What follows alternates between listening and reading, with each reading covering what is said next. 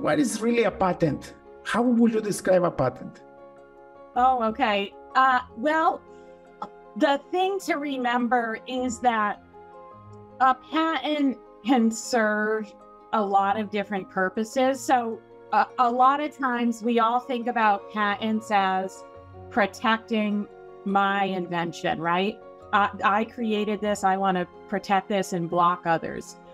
That's one small piece of it, but really the other important piece of a patent is that it creates liability for others, because if somebody else is practicing your patent, by having that patent, you can stop them from doing that and force them to either take a license from you or sell your patent outright. So it's sort of this dual role where it's protecting what you're creating, but we're also creating liabilities for others in the marketplace too.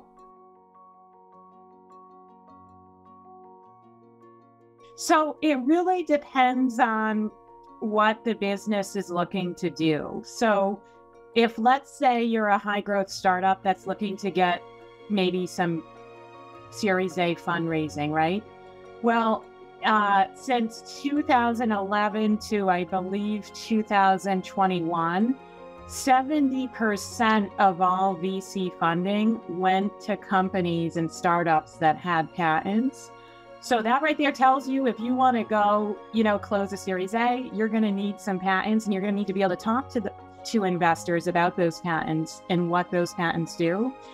Whereas, let's say maybe you're a very high growth startup, maybe later on you want to go public, right? Well, if you go public, companies at valuation for initial IPO offerings, they usually get on average about a 16.2% higher valuation of their overall business if they have patents than if they don't.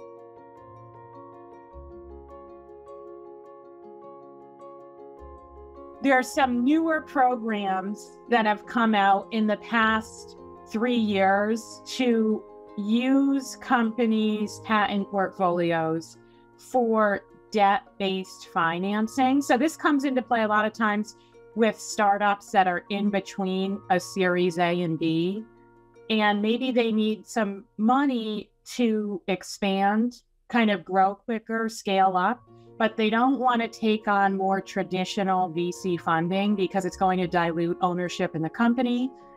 And maybe they've already diluted that enough. So what it is basically, there's different banks and different programs that do this, but you can leverage your patent portfolio as collateral to then get a debt-based note to expand your business through that funding. And so one example of this we worked on last year, we were working with this high growth HR tech company. And so we wrote them about 40 patents over the span of 12 months. And they spoke to some financiers who do these debt-based notes. And they got their 40 patents valued at a price of about $500 million. $500 million? Yeah. Whoa! They got a debt-based note at half the value of that portfolio, and they were able to use that to really kind of grow and scale and buy other companies in the HR tech.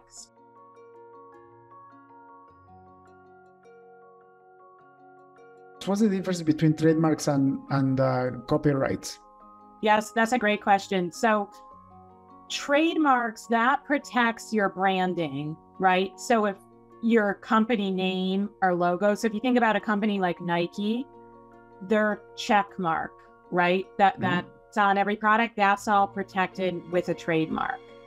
And their name, Nike, that's a trademark, separate trademark.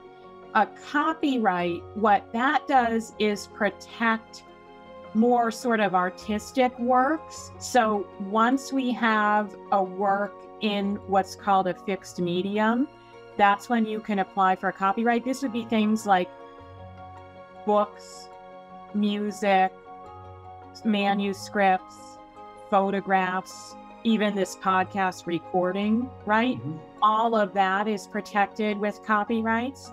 And what that does is it prevents plagiarism, so that the way in which you're expressing the content and you have the content in this fixed medium, somebody can't just come in and plagiarize the work there.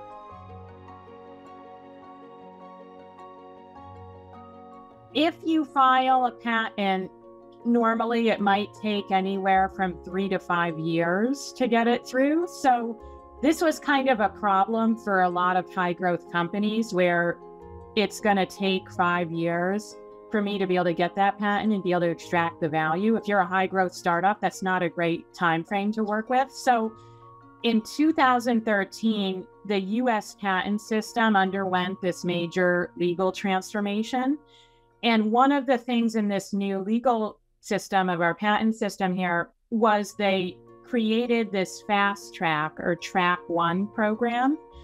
And what it is basically they only allow 15,000 patent applications to be filed on this program each year, but you basically file the patent and you get a determination of patentability within 12 months from filing. So what that means is that you can have that issued patent in hand in about 1 year from when you file it. So that's much quicker. That's amazing. It's so amazing. And what we found too, we file probably like maybe 3% of those 15,000 each year, those track 1s, because we really tell all of our clients this is like really a good idea. And what we found too, the other advantage of it is that if you file that patent under that track 1 program, that means a patent examiner is going to pick up and start reviewing your case in about 3 to 6 months. Whereas if you don't expedite it, it could be 3 to 6 years before they pick it up.